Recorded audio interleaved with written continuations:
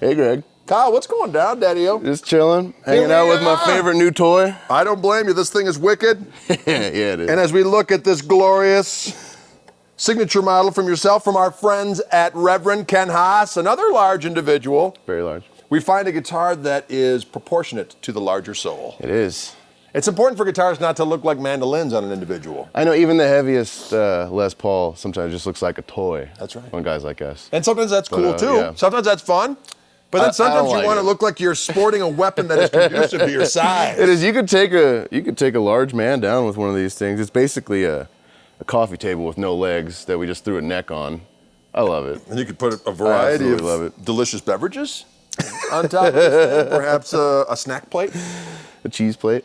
Can you dig it? Cheese plate. Yeah, oh yeah. And I like the normal wood grain kind of finish on it. I'm not a big fan of the flame top or anything like that. So this is probably my favorite variation on the signatures we do. I like that sunburst. It's because everyone's going to look different, you know. It's I suppose that's the same with any. Because wood varies. Guitar, but yeah, it does. It's wild. Wildwood. See what Kyle did there? He's a friend to the Wildwood Lair. I can do that. It's good to be here. Now, we were talking at breakfast. You're from Texas? I am. And you grew up young. Born and raised. I grew up young. Power of rock, but I like the story of the trombone excellence with the ska band. That.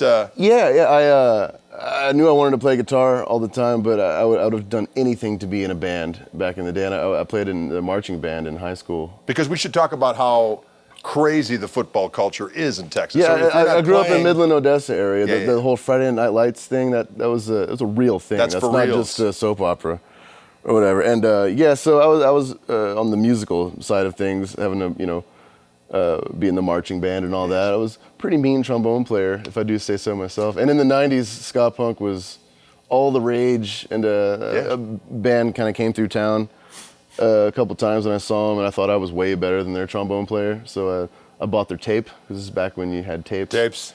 And I learned all their songs and showed up to their next show. And it wasn't anything that you'll ever be able to find on the old. This is pre-internet, and stuff like that. But they were a little bit older than I was, and I just hopped in the van with them. We'd go on little 3-show mini tour kind of weekend things and stuff, and kind of came back from that as a 15, 16-year-old, just like, you got a taste for you guys, this high school thing, it's bull.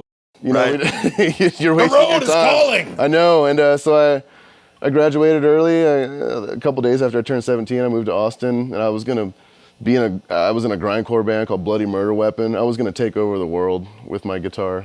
And so you did. Yeah, a few years later, it ended up working out, relatively speaking, as well as it can these days. But and now here we are, holding my own signature guitar. It's got my signature on it. I can dig that. You can't argue with that. So tell us about the sword. How did it come to be? The sword. I was in a hardcore band in Austin called Sea of Thousand, and I don't know if you'll be able to find it anywhere. But now do me a favor. I'm an old, crusty son of a bitch, and so I don't know. When you get metal enthusiasts together, there's it's not hardcore. It's this and this and this. Give us just a little synopsis. You got the garglers who are going, like that, Then, so what are the different permutations of the metal scene? Just give us a short synopsis for a guy who's 50 years old like myself, who's like, well, that's metal. Right. But there's different aspects of metal. You can go way deep with it if you want to. And I just call things, like if they grind a lot and the song's real short, grindcore. If it's they play really heavy riffs, but it's. Well, someone said something. I played a little riff the other day, and someone said, that's so gent or DG, whatever. See, I kind of stopped paying attention around 2006, 2007. So if whatever new terms they've come up for stuff, I don't really know. But when I listen to your band, it's more of an organic metal. It's kind of like a modern, I don't know, like Sabbath on the highway to. It's just cool. I mean, they're cool jams. It's something I can relate to, whereas it doesn't sound like you're about to drink blood. We're just a heavy band from a skull that's got some swagger, is the way I'd like to say it. I kind of think, being from Texas, we're kind of halfway in between ZZ Top and Pantera. Yeah. If you just dial back the aggression of Pantera and just ramp up the intensity of ZZ Top, that's kind of where we fall in there. So and I can dig that. Ideally, it's just a rock band, but people like to come up. We've been called all kinds of things. First, we were hipster metal, then we were retro metal, then we were we were girlfriend metal for a while. That was pretty cool, I guess. Girlfriend metal. No, it's stoner metal.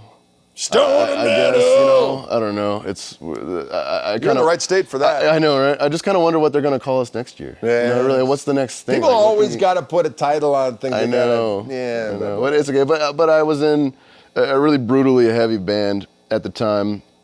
I was about 19 or 20, I guess, and JD, the Swords singer, he was in kind of a party rock band that was really big in Austin. We were both bands were big in Austin in kind of two different crowds. And he wanted to play something heavier, and I wanted to play something more accessible. And when we formed the Sword, it was over. It was Halloween of 2003. We did a Misfits, Sam Hain, Danzig cover band kind of thing where JD was singing, and they needed a guitar player because their guy couldn't do it or something. So we ended up jamming, and the night of the Halloween show, JD had a little Sword demo CD that he had put together, and he said, like, you want to make a band like this or something? And I went and listened to it, and I just said, why don't we just make this a band? This is incredible. And he was like, I was hoping you'd say that. And, and then it kind of, I guess it was about 13, coming up on 14 years ago. Holy cow. I know, spent my 20s in a van. I spent my 20s in a van. I'll never get them back. Shucks. That's all right. Hey, you know what? Misspent youth. I know. Other people misspent it in what was far less glamorous ways. I know, right? Having a delicious Dunkin' Donuts coffee in the Fort Econoline. Oh, yeah. Let the good times roll. Life in there, spending 6 inches away from your best friends. Yeah. For 10 years. And they don't fart at all, I found. No. When you're on the road. The worst offender in the fart box, he quit the band about 7 years deep, so it's been pretty mellow since then, actually. Excellent. Yeah. Well, that's good. The guy in the basement here we'll talk about. No, we're not going to talk fart stories, okay? There's another podcast for that. Yeah, fart stories. It's not bad. You want to do it? Let's do it. I could write a book. Yeah, I can dig it all. So, tell us a little bit about this guitar, how it came to fruition, and it's kind of a larger-bodied creature, which is a good thing. It was Ken Haas from Reverend. Yeah, we know. He and I have a mutual friend named Chris Funk from the Decemberists, and who wanted me to participate in a benefit for the Children's Cancer Association, which was going to be a guitar battle between me and a kid that had on a Bluetooth air guitar wristband. Yes. That would just lets you, connect to a speaker and just shred uncontrollably, And so when I lost to this awesome youngster, who actually it was a pretty kick-ass battle. I just took off the flat rock that he had sent up there, that Ken had sent up for me to play, and I just gave it to the kid, and she flipped out. Her whole family was so stoked, and it was like good karma, for me on that part. But it was a good time. Fader always does that benefit every year at South by Southwest. But anyway, after that, Ken had started talking to me about maybe checking out their line, and Pete Anderson is one of my all-time favorites, and I was like kind of looking at his signature stuff, and I wanted to get into the kind of like the hollow body, kind of semi-hollow game, and but then I saw the Manta Ray up there, and they were kind enough to bring me one of those and a Tricky Gomez to the Detroit show that we played. I played them through the rest of the tour, and I really enjoyed it. It's just that I was just missing that extra bite you get from a just solid body, or even like a chambered, like semi-hollow with a flat top or whatever. So it was actually their idea. They approached me wanting to do a signature model, which I jumped at the chance to because I've always wanted to do that. Yeah, absolutely. And I really designed it just based on the Manta Ray. I'm an avid scuba diver, and I do enjoy actually diving with manta rays. So it felt cool to have it. So I wanted to put the actual like scuba diver down flag as my inlays. And I thought I don't know if they want me to say this or not, but it was important for me. Sometimes I don't like signature guitars because it's got the guy's signature on it. Right. And you have to get a Sharpie out and color it in or get some electrical tape. But who is this Les? I know, right? I actually thought that this was a great idea to make it to where you can actually personalize this guitar. You can take my signature off if you replace the truss rod cover, and if you swap out the pickups that do have my signature on it, you can really make this thing your own guitar. It was important to me for it to be a quality instrument because I played a guitar from another company that let me use their stuff, and after 6 months on the road, it just fell apart, and I felt really bad thinking like if some kid went out and spent $1,100 on this because he saw me play it and it's a piece of garbage. Like I just, it was very important for me for this to be a top-notch instrument that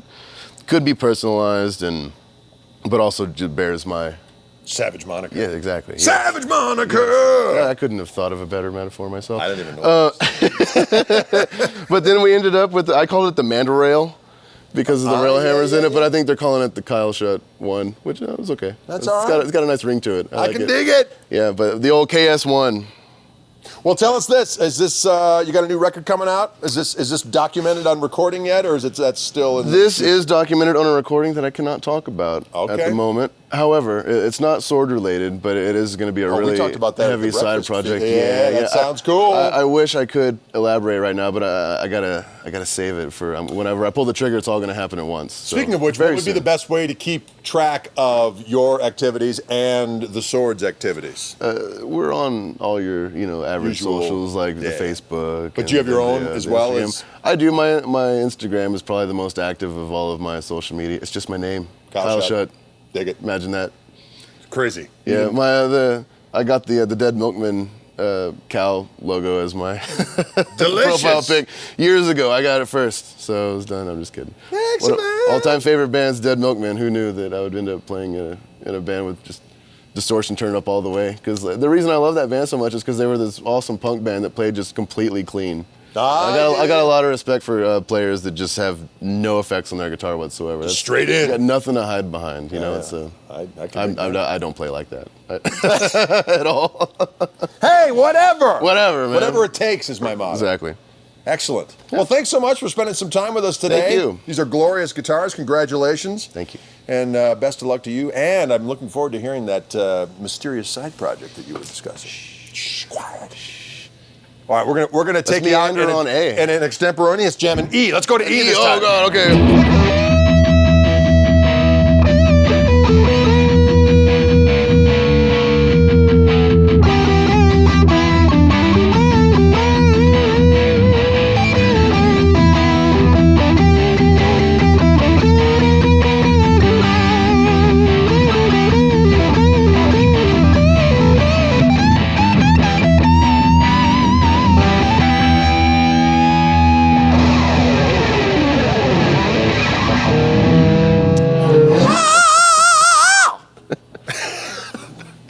Excellent.